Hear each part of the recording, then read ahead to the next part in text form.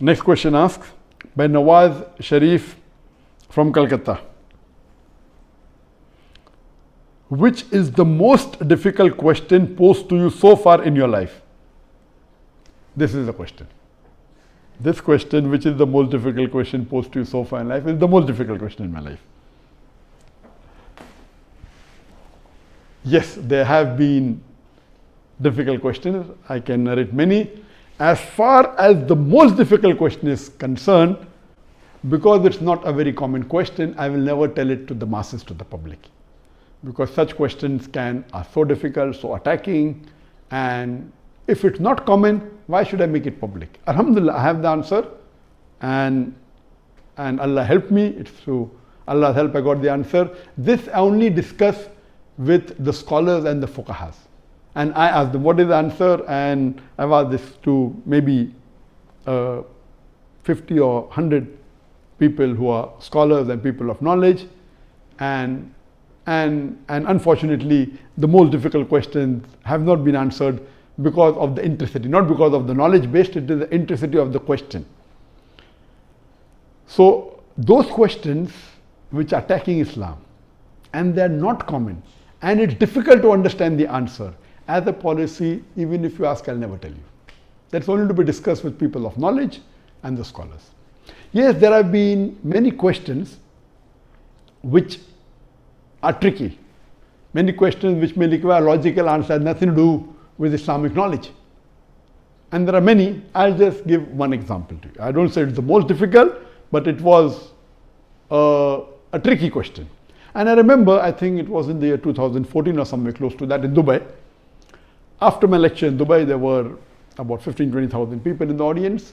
There's a lady who's a non-Muslim who asked me a question.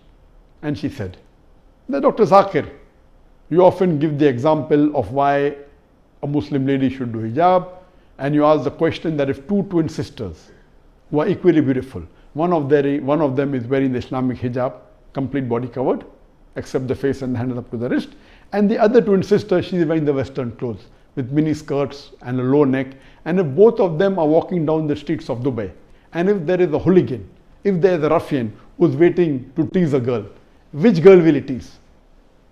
And you ask this question. And yes, I have given this example and I've asked this question since the early 90s when I gave the talk of women's rights in Islam the first time in 1993. Since this time I'm asking a question. And I've asked this question in public forum that which girl will you tease? And always the answer has been, but natural, the girl wearing the Western clothes in mini skirt or low neck because she's attracting.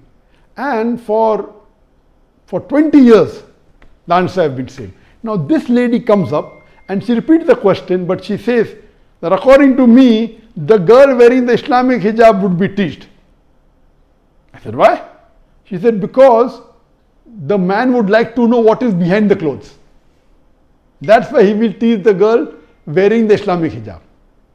And my daughter who was in the audience, she said, no, Abba is trapped. My father is trapped. And I was taken aback that this was never answered.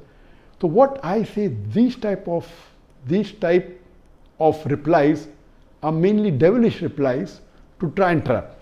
But alhamdulillah, in such situation, Allah is the one who always helps. I got up and I said, okay, sister has asked a very good question, and I continued the question. And I said, though I disagree. So this was the question asked, now hear my answer. I said, I disagree with your answer. It's an illogical answer. But if you agree that your answer is correct, then why are you wearing clothes? If you don't want people to be clothes, you should take off your clothes.